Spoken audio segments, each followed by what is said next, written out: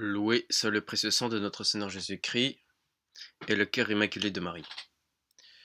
Chers auditeurs, chères auditrices, je vous propose une autre conférence du Père Gillet qui s'intitule Impuissance relative de l'idéal chrétien dans l'éducation chrétienne du caractère. Foi morte. Messieurs, voici donc résolue la question des rapports de l'idéal chrétien et de l'intelligence humaine. Quand humainement parlant, nous avons des raisons sérieuses de croire que Dieu a parlé, il ne nous reste plus qu'à lui demander et à attendre de sa générosité la lumière surnaturelle nécessaire pour nous fier à sa parole, nous appuyer sur son infaillible témoignage, et adhérer de toute notre âme à la vérité révélée. Alors la foi nous est donnée. Mais de ce que la foi éclaire notre intelligence, s'ensuit-il que, par elle seule, nous soyons des croyants dans toute la force du terme? Autrement dit, suffit-il de connaître surnaturellement l'idéal chrétien, même dans sa plénitude, pour le réaliser? Le Concile de Trente a depuis longtemps répondu à cette question, de façon décisive, en établissant que la foi, hélas, n'est pas incompatible avec une vie de désordre, et qu'il y a précisément cette différence entre le juste et le pécheur. C'est à savoir que le premier, le juste, vit de sa foi, alors que le second n'en vit pas. La foi du pécheur, le Concile l'appelle une foi morte, par opposition à la foi vive du juste. Dans celui-ci, l'idéal chrétien passe à l'état d'idée-force. Il reste, dans celui-là, à l'état d'idée-lumière. Nous avons expliqué ailleurs la différence capitale qui existe entre l'idée-lumière et l'idée-force. Nous avons rappelé que certains philosophes ont essayé de démontrer, à l'aide d'argumentations fort subtiles, que l'idée, à condition seulement d'être une idée un peu élevée, ce que nous appelons un idéal, peut beaucoup, sinon tout, par elle-même pour l'éducation du caractère. Rien de plus désastreux, au point de vue moral, qu'une pareille théorie. On voit bien que l'idée par elle-même est une lumière, mais on ne voit pas aussi bien comment, par elle-même, elle serait une force. Pour que l'idée toute nue, même l'idée chrétienne, telle que la foi nous la présente, fût une idée-force, il faudrait par le seul rayonnement de sa lumière, elle communiquât de l'énergie à notre volonté, et maîtrisât l'élan désordonné de nos passions. Or cela n'est pas. L'idée, à coup sûr, nous attire, nous fascine, elle nous incline à vouloir, mais elle ne fait pas elle-même ce que nous voulions. Je n'en veux d'autre preuve que ces milliers de pécheurs qui, depuis des siècles, et sous toutes les latitudes, ont conservé leur foi sans en vivre, sans faire passer l'idée chrétienne dans chacun des actes de leur vie. D'après les enseignements de l'Église, aussi bien qu'aux yeux de la raison et de l'expérience, une lumière divine est à coup sûr requise pour prendre connaissance de l'idéal chrétien que Dieu propose à nos méditations et à notre conduite. Mais cet idéal, une fois connu, appelle, pour être aimé et réalisé, une force du même ordre. La foi requiert la charité. Sans la charité qui divinise notre vouloir, la foi reste morte. Elle s'avive au contraire par la charité. L'idéal chrétien que la foi morte nous révèle n'est qu'une idée-lumière. La charité la transforme en idée-force. Je voudrais consacrer cette conférence à l'analyse des ressources et de l'impuissance relative de la foi dans l'éducation chrétienne du caractère. On ne saurait sur des questions aussi complexes être trop précis. Mes chers auditeurs et chères auditrices, encore faut-il avoir la foi et rejeter toute forme de crédulité. C'est-à-dire, autant connaître ce que attend, ce que dit l'Église, ce que notre Seigneur Jésus-Christ a révélé à travers son Église. Encore faut-il connaître cet enseignement et ne pas se tromper d'enseignement, ne pas prendre des vessies pour des lanternes, si j'ose dire. En plus, je reprends, indépendamment de toute idée religieuse, de tous les problèmes, le plus important et le plus tragique, c'est à coup sûr celui de notre destinée. Que dire alors si l'on se place au point de vue religieux? De ce point de vue, il est le problème unique devant lequel les autres ne comptent pas. En conséquence, au premier rang de nos connaissances, nous devons placer celle de ce problème et de la solution qu'il comporte. Or, deux moyens de connaître notre destinée nous sont donnés, la raison et la foi. Supposons un instant que s'éclipse la lumière de la foi, et que nous en soyons réduits à marcher dans la voie du salut, à la lueur de la raison. Qu'arrivera-t-il? Pour répondre à cette question, il suffit de se rappeler que Dieu est l'un des termes du problème à résoudre. Or, la connaissance de Dieu, par la raison, n'est pas chose si commode qu'on pourrait l'imaginer. D'abord, il y a une foule d'âmes dont l'intelligence débile est naturellement inapte à s'élever jusque-là. Quand on songe en effet que les grands esprits, en dehors du christianisme, ont dû consacrer toute leur force intellectuelle à établir solidement des preuves de l'existence de Dieu, quand on se rappelle en outre les discussions interminables auxquelles chacune de ces preuves a donné lieu en de tout temps, dans le camp des philosophes, il est tout naturel de penser que la plupart d'entre les hommes naissent incapables de servir seuls ce sommet de la connaissance humaine. Mais alors même qu'ils en seraient capables, combien parmi eux qui, faute de temps, devraient cependant y renoncer? Vous connaissez ce vieil adage, primo vivere, deinde philosophare. Avant de philosopher, il faut vivre. Or, les préoccupations de la vie, le souci lancinant de leur existence personnelle et de ceux dont ils ont la charge, sont pour les hommes un obstacle presque universel et permanent à l'étude de la philosophie, et particulièrement du problème de l'existence de Dieu. Enfin, n'oublions pas que la connaissance de Dieu suppose une foule d'autres connaissances pour lesquelles bien des gens n'éprouvent aucun attrait, et dont ils se détourneraient par paresse intellectuelle ou pour toutes sortes d'autres motifs plus ou moins plausibles qu'il serait trop long d'énumérer ici. Nous devons conclure de tout ceci que la foi a sur la raison un premier et immense avantage, qui est de mettre à la portée de tous les hommes, et de façon la plus simple et la plus expéditive, la solution tant souhaitée. Le petit enfant qui croit spontanément tout ce que Dieu a révélé est aussi avancé sur le problème de notre destinée que les malheureux métaphysiciens qui ont consacré toute leur vie à le résoudre sans toujours y réussir. Chrétiennement parlant, l'indigence intellectuelle, tout comme les soucis de l'existence, ne sont pas des obstacles insurmontables à la connaissance de Dieu. Il est nullement nécessaire d'être un aigle ni un rentier pour obtenir la foi. Avec la grâce de Dieu, un minimum d'intelligence et de la bonne volonté suffisent. Exactement, c'est exactement ça. Quand on pense que, par exemple, dans la secte de la fraternité sans Saint-Pédis, il y a des théologiens, des docteurs en philosophie, enfin des philosophes, qui annoncent, etc., de la philosophie, et qui sont incapables, qui enseignent l'esprit de non-contradiction, et qui sont incapables de dire, d'arriver à la conclusion sur la situation actuelle apocalyptique que nous avons aujourd'hui. Incapables. Ils vont dire si un pape peut être hérétique, des hérésies pareilles. Alors qu'un lambda comme moi, qui n'a fait aucune étude en théologie, ni aucune d'ailleurs en étude en philosophie, par la grâce de Dieu, la simple oui, oui, non, non de l'évangile suffit. 1 plus 1 égale 2. Ça suffit. Il n'y a pas besoin de faire des circonvolutions philosophiques et théologiques pour arriver à quelque chose de tordu. Ce n'est pas le grade qui compte. Ce n'est pas les années d'études qui comptent. Ce n'est pas le diplôme obtenu qui compte. Ce qui compte, c'est la vérité. Sicut parvuli. Être comme des petits enfants. Tout est là. La simplicité de résolution. Mais c'est simple. Pas de pape. Pas de pouvoir des clés. Pas de pouvoir des clés, pas de pouvoir de gestion. Il n'y a rien. C'est tout. On coupe tout. On arrête. On ferme le robinet. Point. On ferme une porte à clé. C'est tout. Donc tout ce qui se fait en dehors, bah, tout le reste vient du démon. Voilà. C'est simple. Mais c'est tellement simple pour des gens que c'est tellement vertigineux, c'est tellement difficile à comprendre, à accepter. Mais oui, mais c'est oui, oui, non, non. Cher auditeur, auditrice, c'est oui, oui, non, non. Tout le reste vient du démon. C'est pourtant très simple à comprendre.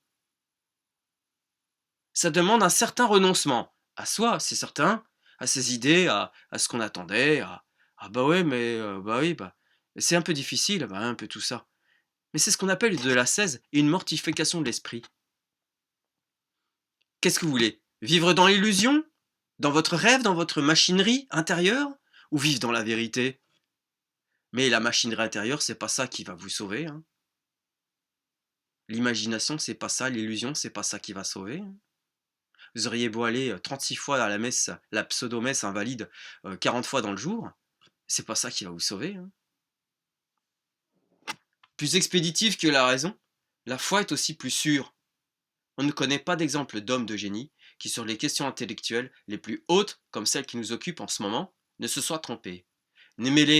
l'erreur à la vérité, ou tout au moins l'obscurité à la clarté, l'ombre à la lumière, dit Gillet.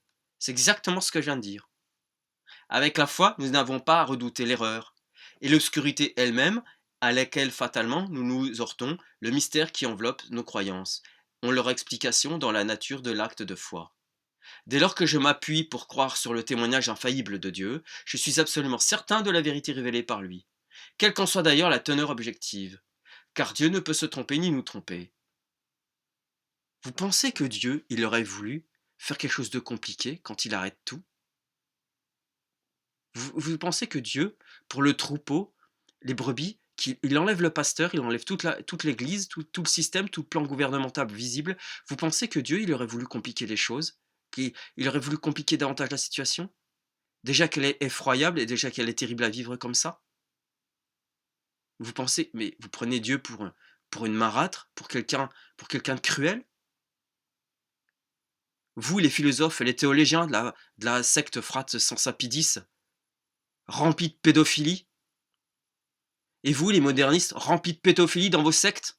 Et vous, les sédévacantistes, qui essayez de faire votre religion à vous-même, votre propre juridiction, en disant que vous n'avez pas, tous les sédévacantistes, en soutanés déguisés du carnaval de l'enfer, les Ins, les Jacquemin, les Salnaves, les Rioux, et j'en passe, les Belmont, mais vous vous prenez pour qui? Vous vous prenez pour qui? Je poursuis. Enfin, le champ d'investigation de la foi est infiniment plus étendu que celui de la raison. Avec la raison, l'homme s'arrête au seuil de la divinité. Avec la foi, il le franchit. La raison nous dit ce que Dieu est dans ses relations extérieures avec le monde. La foi nous renseigne sur ce qu'il est en lui-même et dans ses relations intérieures avec nous. À la lumière de la foi, nous apprenons en effet que non seulement nous sommes des fils de l'homme, mais encore des fils de Dieu. Nous savons que notre âme, immortelle, créée à l'image de Dieu, est appelée à vivre de la réalité divine sur la terre, par la grâce dans le ciel, par la gloire. Nous savons que cette vie, selon la grâce, doit d'abord faire de nous des hommes honnêtes, mais aussi des dieux. Nous sommes certains de pouvoir un jour connaître Dieu tel qu'il se connaît, et l'aimer dès ici-bas comme il s'aime. Nous ne pouvons mettre en doute que cette vie surnaturelle soit la vie même, la vie dans son épanouissement total, la vie qui part des régions les plus profondes de notre être pour rejaillir, lumineuse et féconde, jusqu'au cœur même de Dieu. Telles sont, messieurs, rapidement esquissées, les ressources intellectuelles de la foi. Elle ouvre à l'infini l'horizon de notre connaissance. Elle projette sur le problème de notre destinée une lumière étrangement pénétrante, et nous fait découvrir à côté, ou plutôt au-delà du vieux monde de la nature, le nouveau monde de la grâce. Il n'est pas non plus douteux que l'idéal chrétien, éclairé par la foi, nous incline également à vouloir, nous sollicite à agir. C'est la grande ressource d'un idéal à soulever, de soulever ainsi à son service toutes les puissances de notre être. Mais la vraie question demeure entière. Suffit-il de connaître un idéal, comme l'idéal chrétien, pour le réaliser? La lumière, fût-ce celle de la foi qui nous vient du foyer divin, est-elle par elle-même une force? Si oui, messieurs, alors expliquez-moi pourquoi on en rencontre tant parmi les croyants qui sont si faibles, dont la volonté est détournée de Dieu, l'activité morale et religieuse à peu près nulle. Expliquez-moi le cas du pécheur qui ne pêche, au fond, que parce qu'il croit, car suivant le mot de l'apôtre, si Dieu n'eût pas révélé sa loi au monde, les hommes n'eussent pas péché. Si Dieu n'eût pas révélé sa loi au monde, les hommes n'eussent pas péché. Reconnaissons loyalement ces ressources de la foi, messieurs, mais ne craignons pas non plus de proclamer son impuissance relative lorsqu'il s'agit de réaliser l'idéal divin qu'elle nous propose et de lui faire rendre par une conduite conforme à ses exigences, sa valeur de vie. Sur ce terrain de l'action surnaturelle, la foi toute seule, la foi morte, pour reprendre le mot énergique du Concile, est impuissante. Notre volonté et nos passions échappent à son emprise. Il leur faut, pour aimer et agir surnaturellement, une force divine que Dieu n'a pas mise dans la foi, mais dans la charité. D'ailleurs, comment voudriez-vous qu'avec nos seules forces naturelles, nous fussions en état de nous élever à ces hauteurs divines où la foi nous invite à monter? Je vais ici pour faire mieux comprendre, essayer d'une comparaison. On parle beaucoup aujourd'hui de l'aviation. Des hommes intelligents et audacieux emploient tout leur talent et toutes leurs énergies à résoudre le problème du plus lourd que l'air. Ils cherchent par tous les moyens à leur disposition à se rendre maîtres de l'atmosphère, comme ils le sont de l'océan. Ils visent en un mot à établir les lois d'une navigation aérienne qui, une fois organisée, ne sera pas sans imprimer une orientation nouvelle et plus féconde au progrès social. Je me suis longtemps demandé pourquoi ce problème délicat et périlleux de l'aviation me revenait en mémoire chaque fois que j'abordais celui de l'éducation morale. C'est qu'en réalité, ces deux problèmes ont de profondes analogies. Le plus lourd que l'air, en matière d'éducation, évite évidemment la chair, qui par nature tend à descendre bien plutôt qu'à monter. Or, à l'encontre de cette tendance naturelle, l'âme qui veut vivre moralement est tenue de la faire monter, de l'entraîner à sa suite dans son atmosphère à elle, de l'y maintenir, de l'y diriger, en matant ses penchants mauvais, en spiritualisant ses passions, en orientant et en utilisant toutes ses énergies. Avouez que l'entreprise n'est pas des plus aisées et mérite d'être examinée de près. Déjà, d'un point de vue purement naturel, l'âme est incapable, sans un souffle de générosité, puissant et toujours renouvelé, de dominer le corps au point de l'empêcher de redescendre, c'est-à-dire de retourner à sa pesante nature. La générosité, le mot est lâché. La générosité surnaturelle, il s'agit évidemment. Je vous invite à faire un tour sur la lecture du livre Le Père Grou, qui est un excellent directeur spirituel, et il parle de la générosité, le Père Grou, Grou, qui est assez connu dans le monde spirituel. Quelle ne sera pas la difficulté au point de vue surnaturel? Remarquez en effet qu'il ne s'agit plus seulement ici de s'élever du domaine des mauvais instincts et des passions brutales dans l'atmosphère morale immédiatement respirable par nous, et dont notre âme est comme baignée. Il s'agit ni plus ni moins de passer d'un monde dans un autre, du monde de la nature dans celui de la grâce, et pour tout dire, enfin, de faire un bond prodigieux dans l'infini. Mais à cette fin, nos forces naturelles sont radicalement impuissantes. Je ne vois pas d'autre moyen de s'élancer dans l'infini, et de s'y maintenir que de s'y appuyer sur l'infini lui-même. Une distance infinie n'est franchissable que moyennant une force d'impulsion infinie. Et donc, puisque nous devons exécuter une ascension dans l'atmosphère divine, y respirer et nous y mouvoir à l'aise, à coup sûr, la foi nous est tendue pour que nous ne nous trompions pas de route. Mais plus encore que la foi, la charité, c'est-à-dire le souffle même de l'Esprit de Dieu, nous est nécessaire pour prendre nos élans, nous arracher aux sollicitations charnelles et nous soustraire aux vertiges des bas-fonds. Peut-être pouvez-vous vous illusionner, messieurs, à croire que sans la grâce, il est facile à l'homme d'être un homme honnête. Que ce soit possible peut-être, mais facile, je le nie. D'abord à raison de la complexité même de notre nature, qui est à la fois esprit et chair. Puis en vertu de cette loi de concupiscence qui, depuis la chute originelle et à cause d'elle, elle accentue l'espèce d'antinomie que nous constatons entre les aspirations de l'âme et les besoins du corps. Mais ce qui est, en tout cas, est impossible et défie a priori toutes les forces humaines, fussent-elles éclairées par la foi, c'est de surnaturaliser par nous-mêmes une pareille honnêteté, et de rendre méritoire pour le ciel la plus petite de nos pensées, la moindre de nos émotions, une parole ou un simple geste. Pas plus qu'il n'est possible à un enfant d'atteindre le soleil avec un palais de pierre. Il est en notre pouvoir d'homme de donner une valeur divine à chacun de nos actes humains. Et non, c'est Dieu qui donne. Qui est comme Dieu? C'est Dieu qui donne. L'intervention divine est nécessaire. Dieu seul, en nous soulevant de terre au souffle de son esprit, c'est-à-dire en nous donnant sa grâce, peut nous permettre de franchir d'un bond la distance infinie qui nous sépare de lui.